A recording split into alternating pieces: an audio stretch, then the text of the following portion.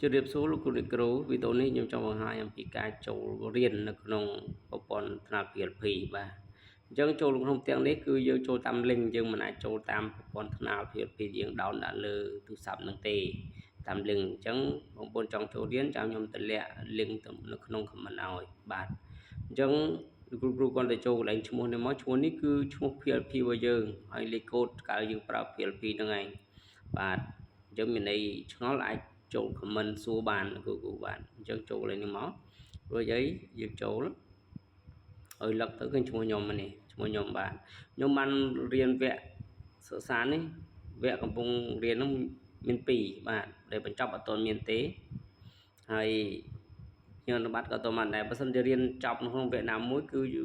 នឹងលោតវិញ្ញាបនបត្រនៅកន្លែងនេះខ្ញុំនឹងបង្ហាញនៃការដោនយកវិញ្ញាបនបត្រមកប្រើប្រាស់នៅក្នុងរបស់យើងអញ្ចឹងខ្ញុំបានរៀននេះមួយ10%មួយ44%បាទអញ្ចឹងគ្រូចូលកន្លែងនេះហើយគ្រូចង់រៀនគឺគ្រូចូលកន្លែងត្រេ3រួចហើយវគ្គសិក្សាទាំងអស់លើថ្នាលបានចុចលេខនេះមកបាទឃើញទេខ្ញុំរៀនបានមគ្គុទ្ទេសក៍សម្រាប់បញ្ចប់ថ្នាក់ទី3នេះគឺខ្ញុំរៀនបាន44%ហើយបាទ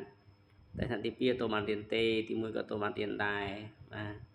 ហើយកន្លែងនេះគឺប្រសិទ្ធភាពនៃថ្នាក់រៀនខ្ញុំបានគ្រប់គ្រងថ្នាក់រៀននេះគឺខ្ញុំបាន97%ជិតចប់ហើយជិតបានមានអនុបត្តិហើយកន្លែងនេះគឺសង្កបាអារម្មណ៍នេះខ្ញុំរៀនបាន10%ដែរអត់ទៅបានចូលរៀនទៀតទេបាទអញ្ចឹងលោកគ្រូគាត់ចូលលេងមកស្រួលគ្រូចង់ចូលរៀនលោកគ្រូគាត់ចូលចុះឈ្មោះចូលរៀនមកចុចចូលរៀនមកហើយចូលរៀនហើយលោកគ្រូអាចធ្វើ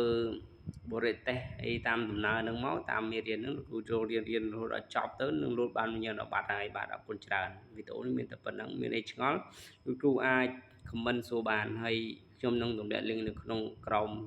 comment ជូនលោកគ្រូអរគុណច្រើនជម្រាបលា